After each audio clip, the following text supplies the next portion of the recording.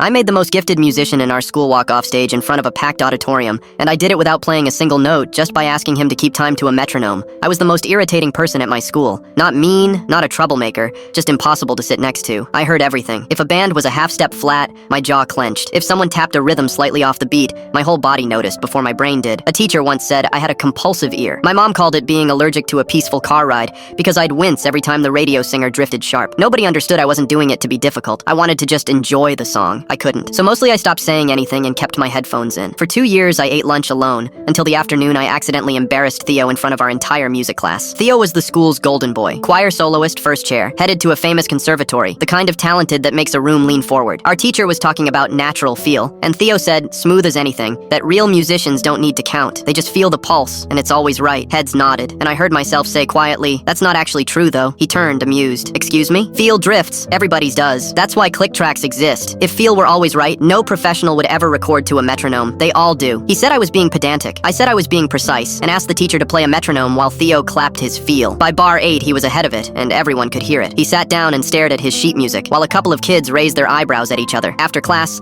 a girl named Simone stopped me. You should come to the music theory team. We compete. Thursday, room 214. She was right. My first competition was ear training against a senior who'd placed it state twice. They played dense chords, fast intervals, key changes buried in noise. I'd trained for nothing, but I didn't need to. I just heard the cracks, the flattened third, the borrowed chord, the modulation nobody else caught. I watched his confidence drain out of him. That's when I understood the secret. This wasn't about being talented. It was about catching what was wrong, and my ear did that on its own, like breathing. I went unbeaten for 2 months. Then Simone pulled me aside. There's a scholarship competition. Full ride to a summer program. Theo entered. He's been working with a private coach all summer. Sign me up. Theo showed up in a blazer with a leather folder of prepared answers and looked at me like I was a music stand. You really want to embarrass yourself? I smiled. Define embarrass. The auditorium was packed. Students, parents, a judge from a real conservatory. The final round was live analysis of a piece performed on the spot. Theo went first, and he was genuinely wonderful. Warm, articulate, describing the emotion and sweep of the music. The judges were nodding. Then it was me, and I didn't argue with a word he said. I just asked him one thing before I began. You called the second movement flawless. Can you hum me the cello line from bar 30? He paused. He couldn't, so I did. Then I named the 2 spots where the ensemble had rushed,